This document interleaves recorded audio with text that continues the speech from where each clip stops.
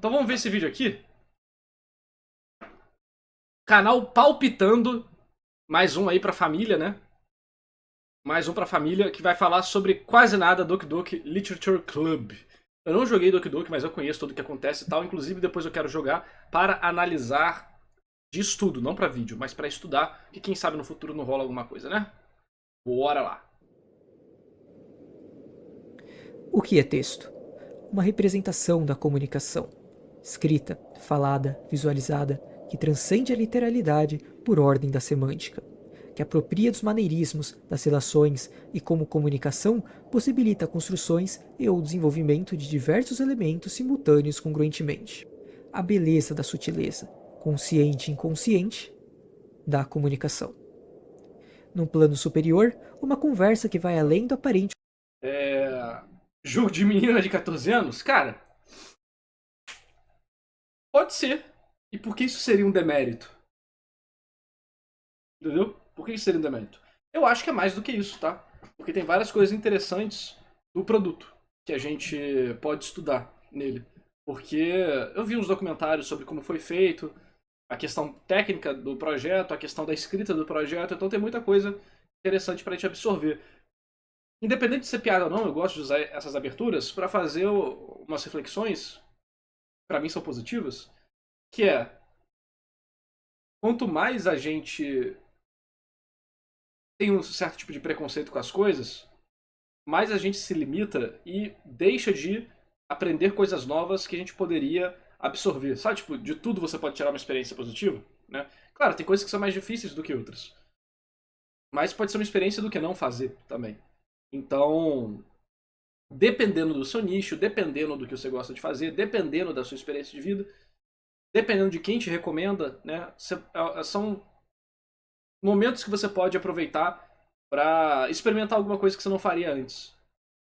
Contexto geral, se conectando da realidade, a quebra da quarta parede, exotexto.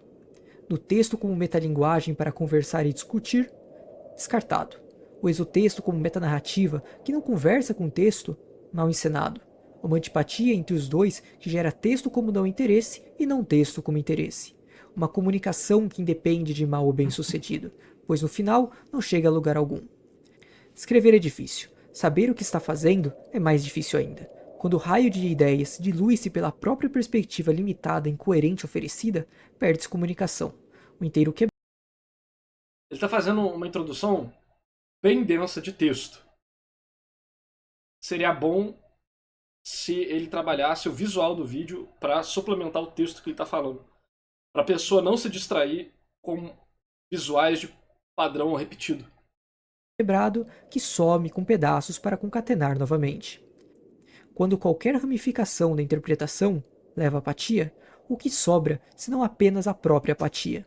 Onde vai chegar senão na própria apatia? Textopatia. Doki Doki Literature Club.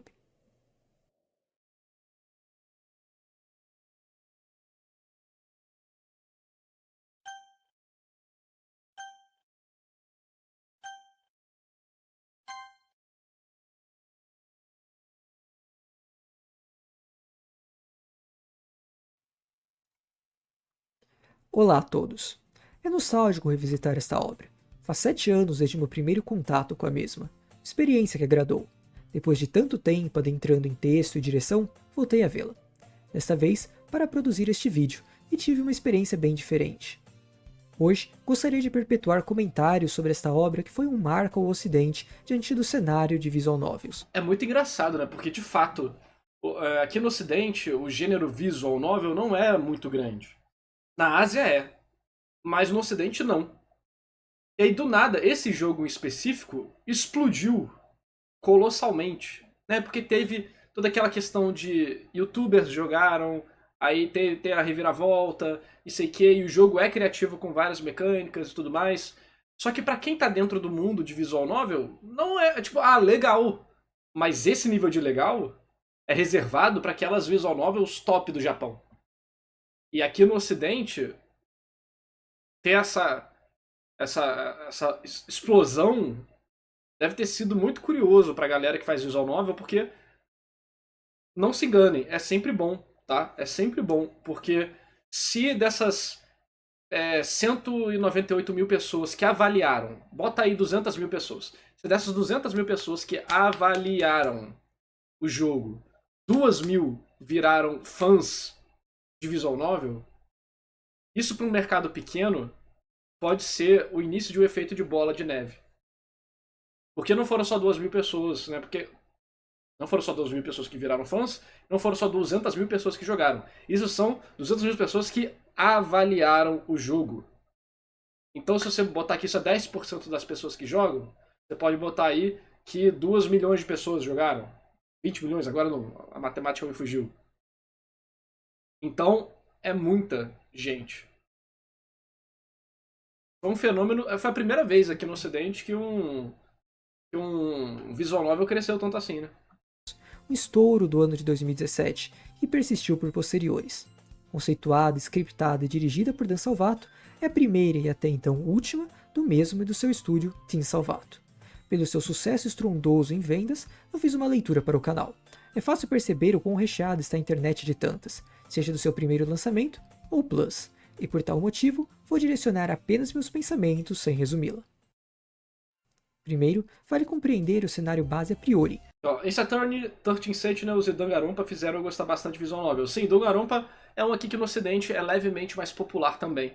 Mas, pô, em comparação ao Doki Doki, nenhum desses chegou perto, né? Em questão de popularidade, qualidade é outra coisa. Vou acelerar só um pouquinho o vídeo, tá? Arquitetado para essa história. Um core que gira em torno da construção romântica, utilizando de elementos do Date Sim. Date Sim, ou Jogo de Simulação de Romance, Renai Shimuration Gemo, conversa através de elementos de romance baseado em status, como um sistema de afeição, seja ele visível ou não, que pode ser acrescido ou decrescido através de escolhas ou um gameplay mais direto. Como subgênero focado em desenvolvimento romântico, é capaz de realizar uma complexidade, tanto em relação à sua narrativa quanto ao gerenciamento de tempo, muitas vezes possuindo um limite, meses, anos, como em Tokimeki Memorial, um clássico dos Date Sim, responsável pela popularização do mesmo. Eu já fiz um vídeo que conversa um pouco sobre Date Sim, atravessando algumas eras importantes das visual novels. A Sound Novels da Chunsoft, a série de visual novels da Leaf, a era da Key, enfim, recomendo bastante caso tenha interesse. Também gostaria de recomendar este vídeo do Stand, que não limita seus comentários a apenas esta mídia, atravessando diversos jogos e discutindo sobre suas características individuais, além de uma ideia macro interessante sobre a influência arte-consumidor neste mundo único de obras. Um aviso que vale deixar por desentendimentos comuns. Visual novel, Bijoro Nobru, são uma forma de interação ficcional digital. Assim, não sendo sinônimo de Date Sim, como muitas vezes. Um dia eu quero fazer uma visual novel que pode ou não conter elementos de putaria. Assumido no ocidente. Seja RPGs, JRPGs e tantos outros formatos podem conter o gênero Date Sim. É perceptível a influência dos Date Sim a Doki Doki Literature Club, flertando com seus elementos, como o uso de status, o Love Matter, uma barra invisível de afeição, e um Trouble Matter, uma barra invisível para problemas, ambos como um status invisível. Se em Tokimeki a indiferença com os personagens afeta seu relacionamento com as demais, aqui pode despertar problemas, não entre, mas sobre elas, um peso diante do introspecto conturbado, alimentado pelo Trouble, que deve ser estabilizado. A importância a ser dada é sobre esse tal de Trouble. Perante este gênero, o elemento também presente são as rotas possíveis de seguir, Sayori, Yuri ou Natsuki. Outras características... Ah, as pessoas de ser pobre? Pois é, né, mano? Cara, eu tô a isso aqui de jogar tudo pro alto e começar a fazer hentai. Desenvolvem arquétipos comuns de personagens. Tsundere, nascido da contração de Tsum Tsum, frio, e Dere Dere, amoroso, são personagens que não expressam seus verdadeiros sentimentos, dando uma resposta oposta às suas emoções, aversão, violência, desgosto, procurando um distanciamento, mas com limite para não se afastar demais. No desenvolvimento, há a diminuição de tal distância, demonstrando sua timidez. Natsuki. Yandere, nascido da contração de Yandero, doente, e Dere Dere. São personagens que por fora exprimem normalidade, mas em seu âmago apresentam uma natureza obsessiva dos sentimentos, fazendo qualquer coisa para estarem juntos dos seus amados. Yuri. E o famoso caso da amiga de infância. Não, ia ter, tá? Ia ter plot, ia ter desenvolvimento de personagem. Ok? O negócio aqui, pô, ia ter qualidade narrativa. Porque pra mim, o bom hentai tem que ter qualidade narrativa. O hentai que fica com você pra sempre tem qualidade. Não é só putaria pela putaria, não. Mas também não é romancezinho. Romancezinho é romance. Aqui, pô, desenvolvimento de personagem. Essa coreografia de luta, desenvolvimento de personagem na luta. Você bota isso aonde? No sexo. É a mesma coisa, cara. Você pega um anime de esporte não é nada mais do que um anime de batalha com regras que, na verdade, ao invés de poderes, você usa o esporte. Então, você tem o Shonen, tem o Battle Shonen, tem o Non-Battle Shonen, que é um anime de combate que não tem combate. Por exemplo, Bakuman, Death Note, esse tipo de coisa que eles chamam, né? E aí você tem o esporte, que é um tipo de Battle Shonen com características esportivas.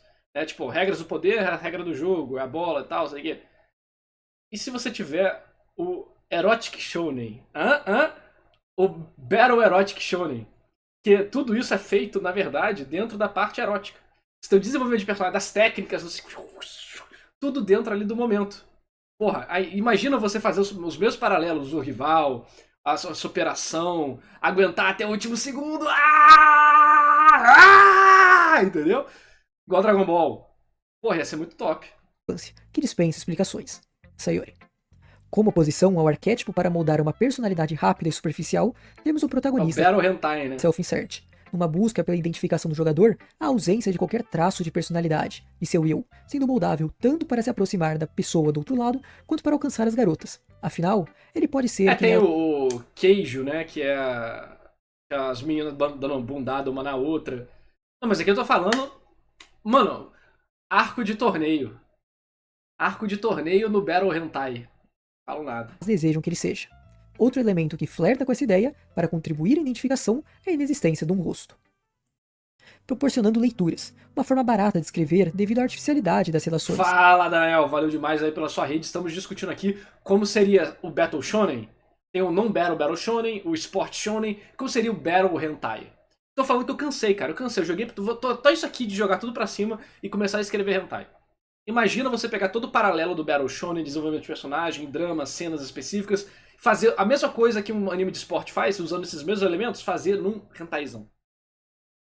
Então eu tô querendo ganhar dinheiro, cara. O negócio aqui agora é fazer desenvolvimento de personagem durante o sexo, fazer novas técnicas, fazer arco de treinamento, torneio, imagina arco de exame no Battle Hentai. O negócio ia ser outro nível, cara.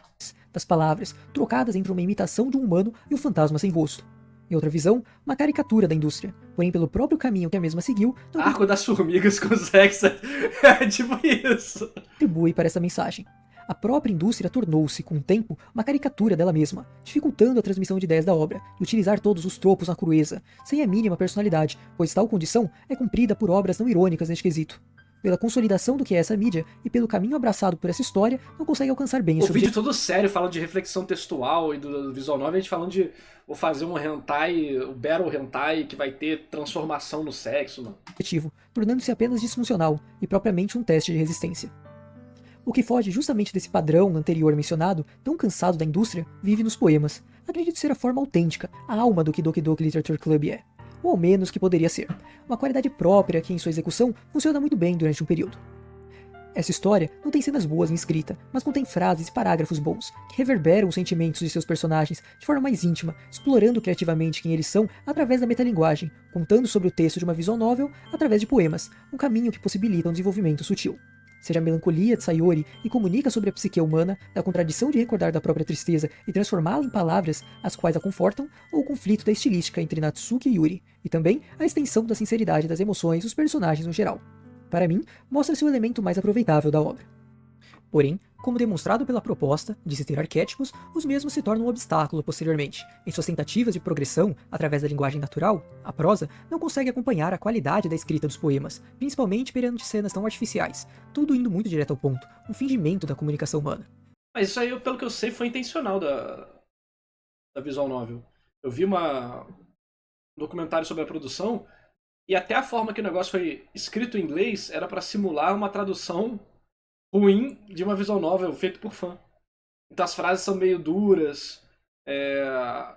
A visual novel em si foi feita para simular uma visual novel genérica dos anos 2000. Eu não sei se isso... Quer dizer, você pode dizer, de fato, simulou bem e ficou fraco nesse quesito. Mas até que ponto você fala que se o negócio seguiu a proposta, é ruim, entendeu?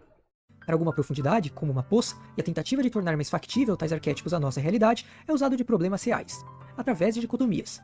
Natsuki, que sofre de abusos físicos fingindo ser forte, Yuri e sua obsessão compulsiva e postura calma e tímida, Sayori sua depressão e faceta alegre, o que não necessariamente conquistará empatia tal qual procura. A história não foi capaz de construir humanos em sua extensão, sendo várias ideias introduzidas pela poesia desperdiçadas pela prosa, resultando em personagens que são um arquétipo com texto fraco dotando um problema pessimamente explorado, e que em certos momentos são até caricatos pelo Ed. Isso não conquista empatia. Um reflexo de incapacidade ou incompreensão? Esta pergunta permeia intrinsecamente a estrutura dessa história. Diante dessa falha, aventura-se numa atitude desesperada, com um shift genre tentando resgatar qualquer sentimento através de Shock Valley, e sua primeira quebra da quarta parede. Assuntos extensos que infelizmente tive dificuldade de achar materiais interessantes, seja artigos ou dados.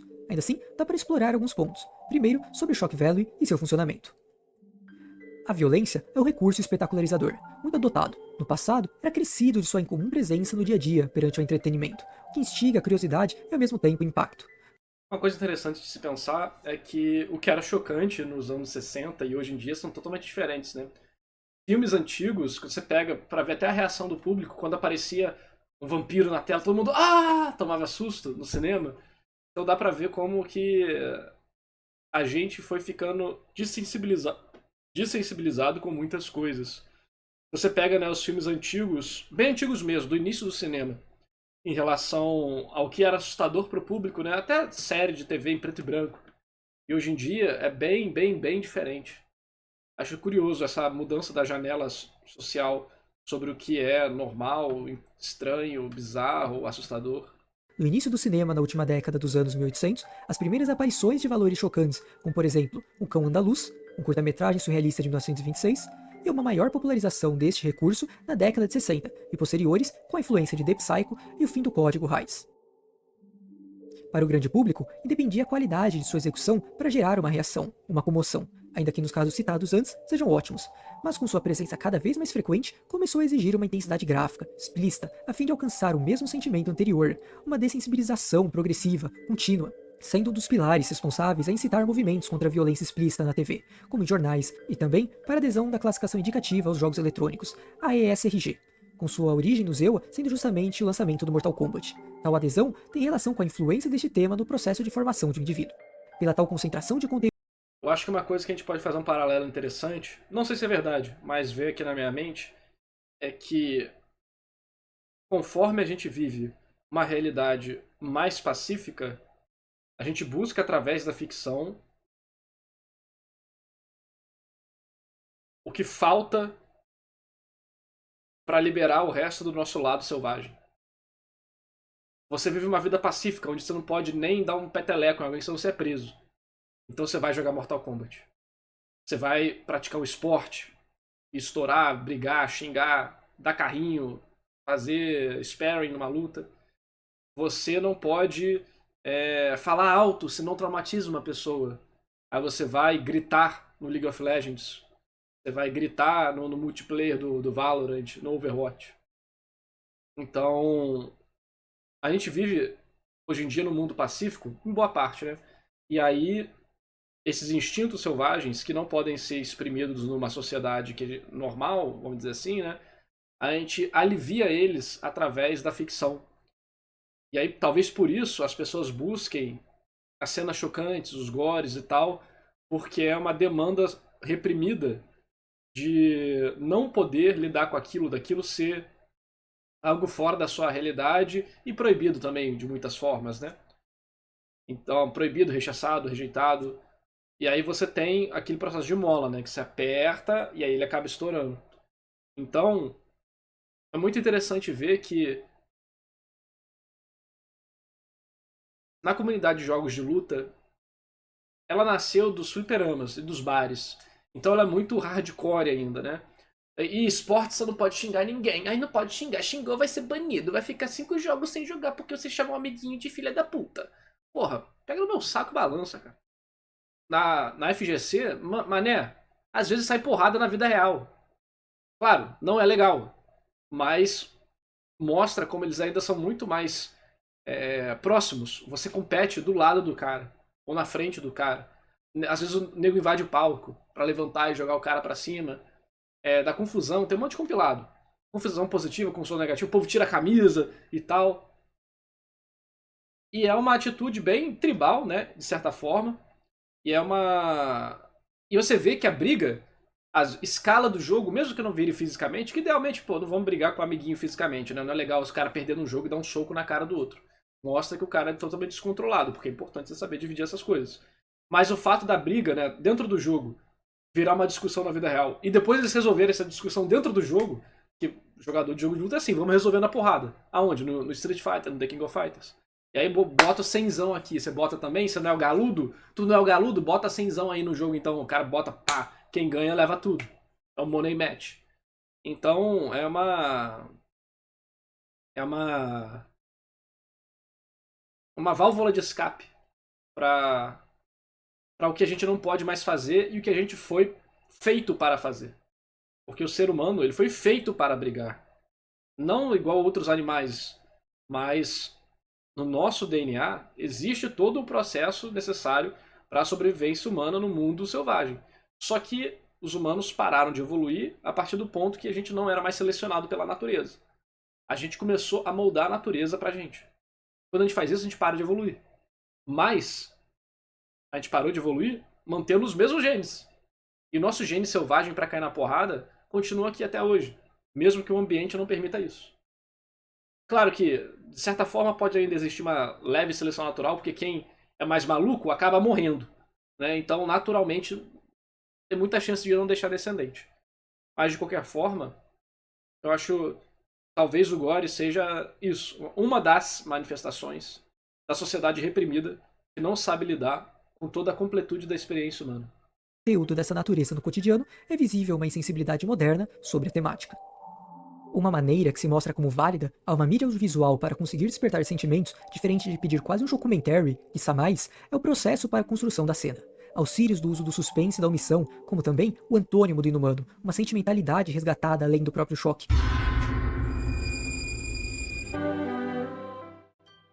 Com essa cena importada à discussão, o primeiro plot twist, é possível dissecá-la e entender o porquê das intenções narrativas serem confusas, e como a sentimentalidade é eliminada de ser conquistada, sendo choque velho e sem valor. Da tensão, há a mudança bruta de atmosfera para um permanente terror psicológico. De um lado, a cena da morte é encerrada de forma extremamente acelerada, colaborando à apatia pela falta de humanidade. Do outro, uma preparação para transmitir sentimentos de angústia, como se houvesse uma escolha certa, auxiliada pela musicalidade quebrada. Nesse conflito de ideias, uma ainda maior sobrepõe a tudo, inclusive sobre o macro, a própria morte. Durante a cena, é trazido tal elemento que se sustenta em desconexão. Através do exotexto, expõe que tudo é um jogo, a quebra de quarta parede desconectando da cena. Um valor puramente estético, que desincentiva a emoção esperada neste acontecimento. É verdade, né? Quando você faz isso, você tira a pessoa de dentro da história. Mudando permanentemente a forma. Mas, isso é algo positivo ou negativo? Depende. Se o foco é tirar a pessoa da história para envolver ela na outra experiência, que é a real experiência do jogo, que é a brincadeira de gato e rato com a Mônica, isso é positivo. Pra pessoa perceber que tem algo acontecendo. E ela entender que, beleza, o foco dessa visual novel não é sentir emoção pelas personagens, e sim descobrir qual que é o mistério e resolver esse mistério. Então, ele pode se fantasiar de um dating simulator, mas ser na verdade uma obra de investigação. Forma que o leitor encara o texto da obra, a leitura do seu texto como desinteresse. Justamente perante seu primeiro clímax, um momento tão importante comunica apatia. Este contraste poderia ser proposital e inclusive enfatizar o sentimento de dor e afeto, se antes tivesse realmente obtido uma conexão com a personagem. Mas qual a importância da conexão da obra ao leitor? Se não teve conexão com a personagem e a cena não busca gerar emoção, então qual que seria o problema? Entendeu? Eu não joguei, eu não posso falar nada, eu só tô elucubrando. Ele falou que não desenvolveu emoção pela personagem. Mas a cena, ela não tenta passar sua emoção porque ela quebra a quarta parede e te lembra que aquilo é um jogo e que tem outra coisa acontecendo e que não é pra você ligar pra esse acontecimento. Então parece estar servindo ao próprio propósito. O que isso proporciona à sua execução? Obras envolvem uma contínua comunicação entre o espectador e seu texto. Para alcançar um convencimento, a persuasão do seu conteúdo, narrativa, pode utilizar da lógica do pathos, um dos sustentos da retórica, e seus recursos racionais, simbólicos e também emocionais, que justamente buscam uma reação. Durante um diálogo, pathos reflete sentimentos, paixão. Ele falou que a reação falhou, mas aqui um cara comentou: o Corey não ficou bem nessa cena. Tudo bem que uma pessoa ou outra não podem ser usados como padrão para analisar esse tipo de coisa, mas tendo uma recepção absurdamente, extremamente positiva e uma quantidade enorme de relatos de pessoas que se impactaram e cenas de youtubers jogando que se impactaram. Será que o problema é o jogo ou o problema é algo específico da pessoa que está fazendo a análise?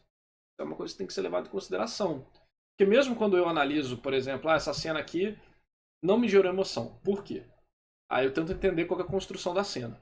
Mas eu tento entender os elementos, não só o que me afetam, mas também que pode afetar outra pessoa. Por exemplo, no vídeo de Dragon Ball Daima, eu gostei do recap. Achei as cenas muito bem feitas, lembra a infância e tal. Eu achei que os personagens secundários enrolaram demais, mas, enfim, não foi ruim. Acho que foi uma forma inteligente e criativa de fazer a situação. Um react das cenas, né?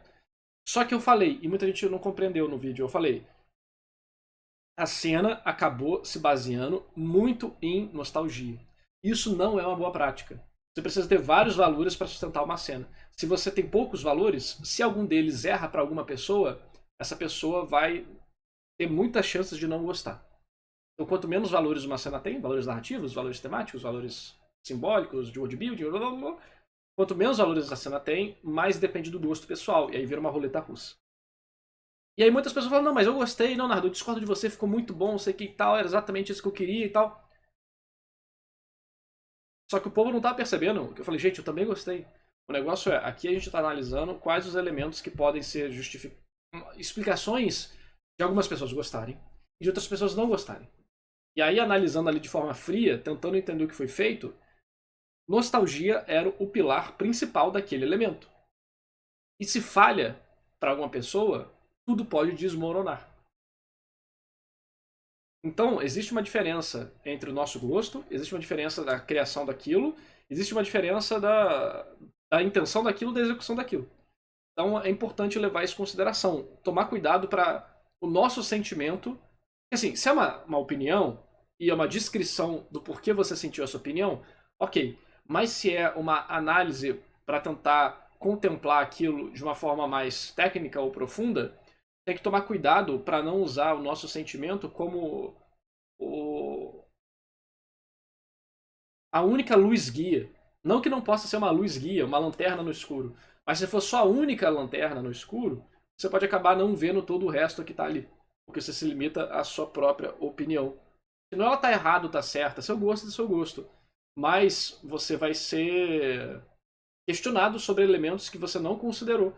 Porque a sua opinião não abrangeu eles. Porque você talvez nem tenha percebido que eles existiam. Empatia, uma forma de humanizar um argumento, tal qual também pode ser absorvido por uma história, a fim de tornar uma apenas representação figurativa muito mais rica, mas não limitando os seus personagens, sendo possível estender sobre toda a trama. Como o cérebro é controlado muito mais pelo sentimentalismo e intuição do que pela razão, ou valor analítico, este recurso Isso é verdade, e eu tenho lido com isso quase todos os dias nos vídeos. apresenta-se como efetivo perante uma história. Mano, tu fala, ó, essa cena aqui teve esse problema, mas continua sendo uma cena muito boa. Pô, fala, não foi, não, essa não foi ruim, não foi ruim de jeito nenhum, foi incrível e tal. Eu tô falando, cara, tudo bem você gostar. Eu tô falando que se essa cena fosse melhor escrita pelo autor, você gostaria mais ainda. E uma coisa, e eu acho muito engraçado, que eu falo, cara, o próprio autor sabe que isso não foi perfeito. Primeiro, porque o maior crítico de qualquer arte é o próprio artista. Já começa por aí. Não tem nenhum artista que não melhoraria a obra dele mais ainda. E segundo, quando você vê obras longas, principalmente, você consegue ver as mesmas técnicas sendo aplicadas em momentos diferentes, com níveis de execução diferentes. Então você pega uma parte, cara, olha, você tá falando que não tinha como ser melhor aqui, mas olha essa outra cena aqui que é muito parecida, que foi melhor trabalhada. Narrativamente são os mesmos elementos, então varia, né? Nada é perfeito. Doki Doki Literature Club tenta de forma recorrente aderir da lógica do passo à trama quando foge do puro arquétipo, mas que não funciona pela artificialidade das cilações, uma progressão robótica e os próprios diálogos quaisquer, não conseguindo convencer seu discurso através de seus sentimentos, da falta de humanidade de seus personagens.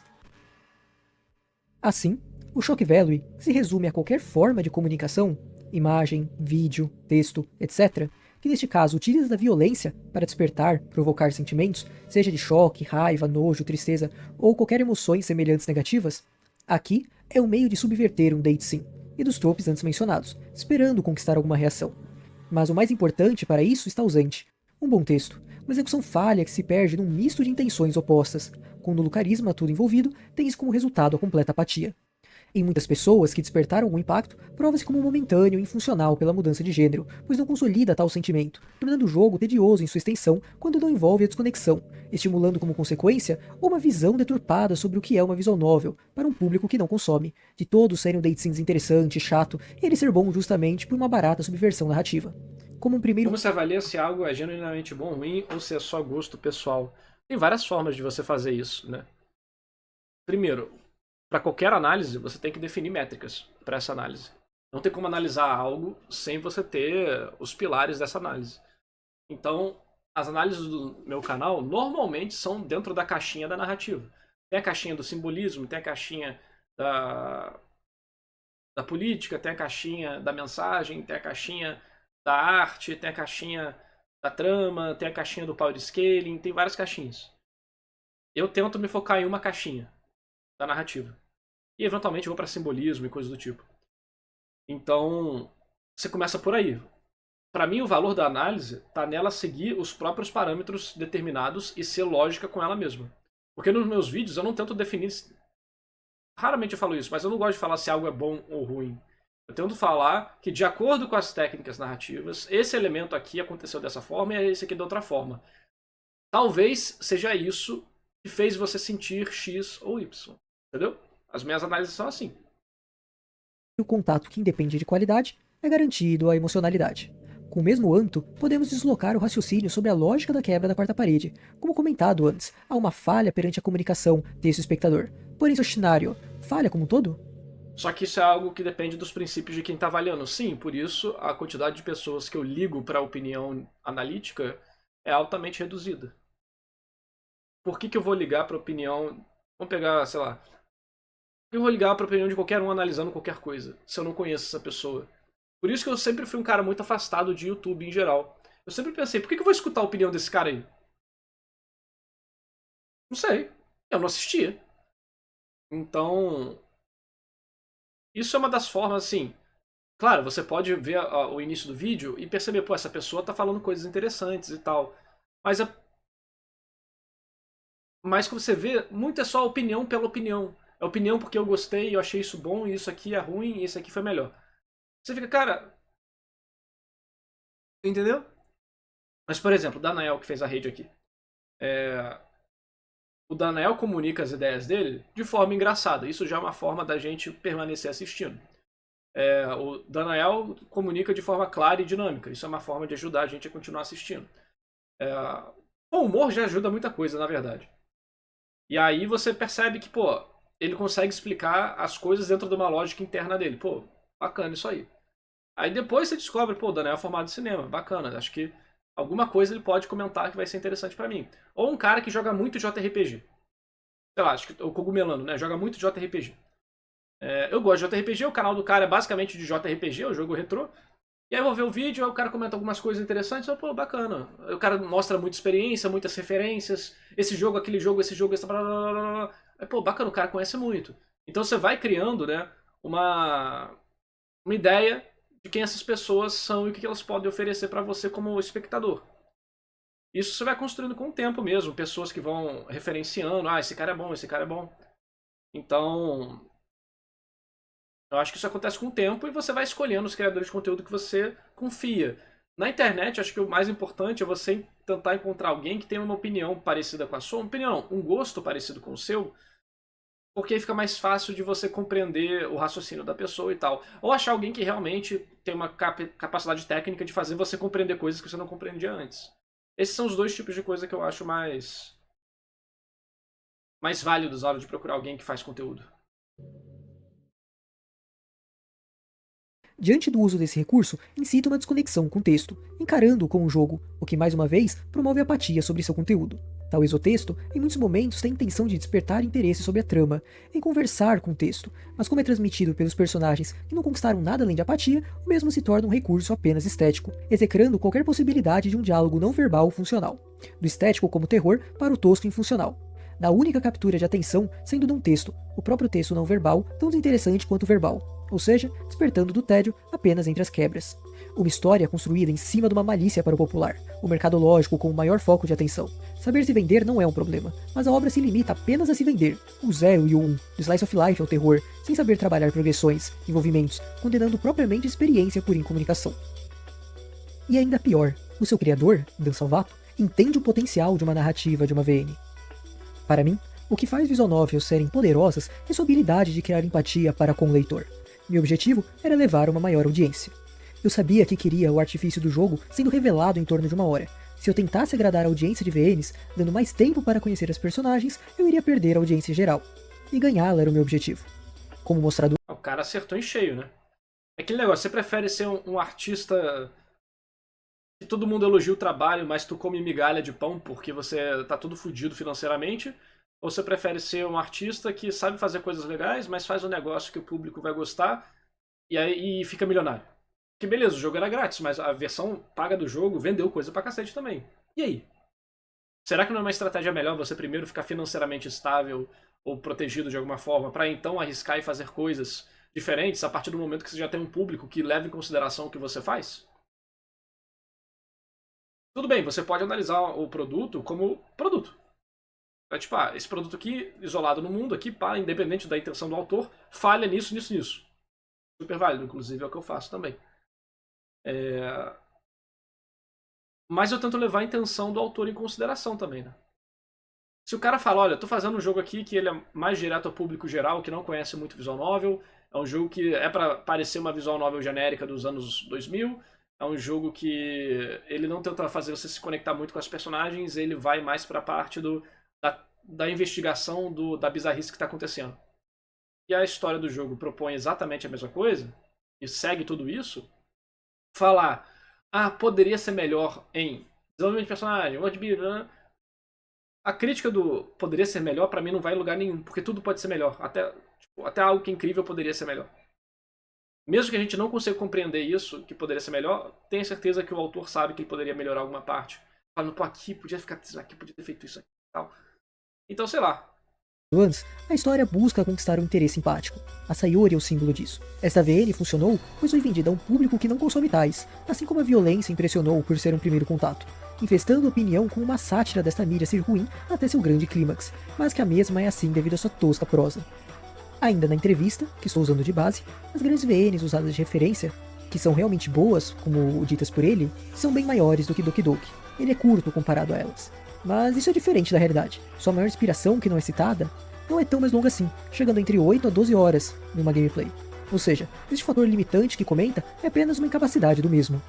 Inspirado em Totono, assim como o Cisne Negro se inspirou em Perfect Blue, ocorre uma cópia de diversos elementos de sua estrutura narrativa. É fácil identificar inúmeras semelhanças. Por ser uma história que não sabia onde ou como gostaria de alcançar um ponto, provou ser um teste de resistência na primeira metade e um teste de resistência na segunda metade. Sendo lembrado pela quebra de quarta parede, o RG que suprime a vazia narrativa para uma parte do público, enquanto seu texto é uma ilação nula. Um reflexo de incapacidade e incompreensão.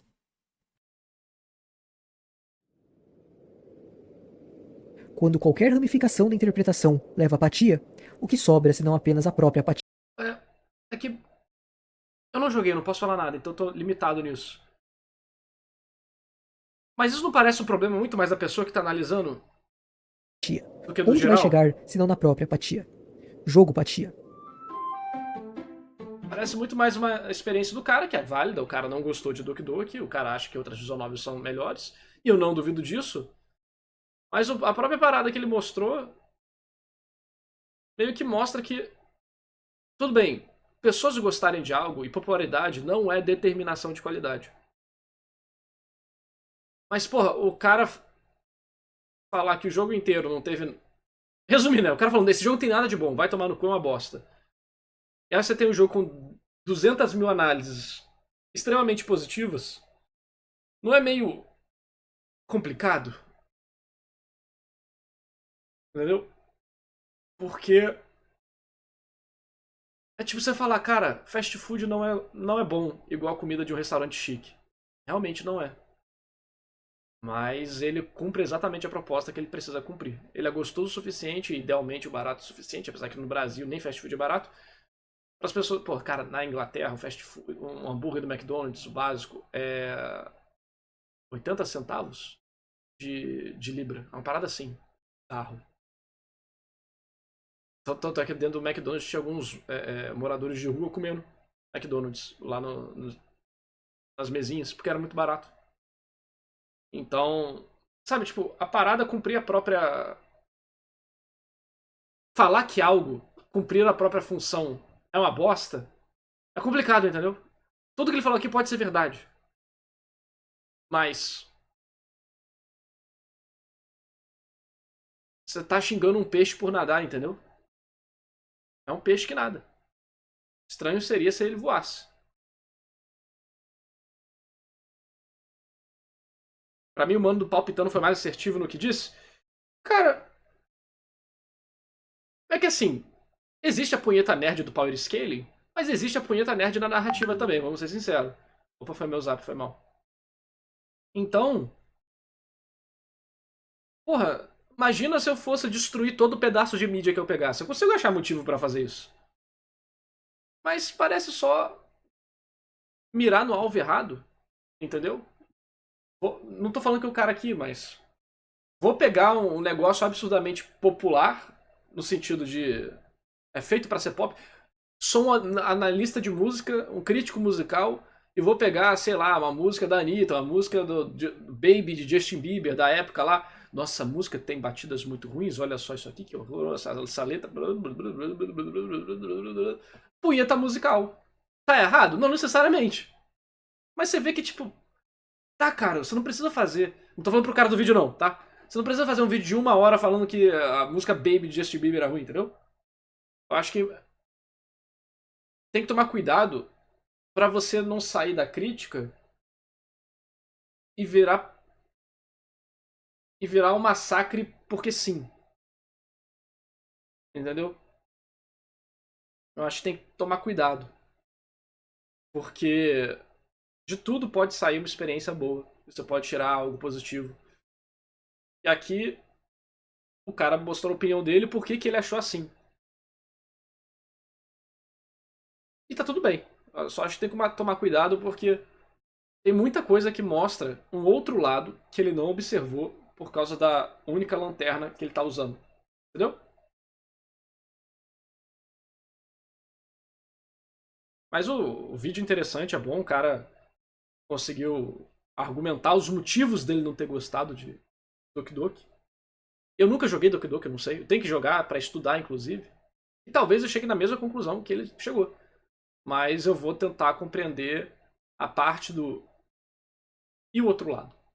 Né? E quem gostou? Por que gostou? Porque ele falou, não gostei, e esse é o porquê.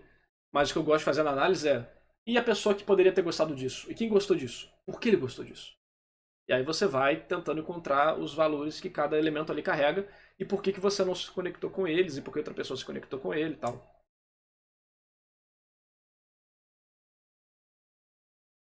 Mas pra quem joga muita visual novel, realmente o Doki Doki deve ter sido tipo, legal. Igual eu falei no início do vídeo.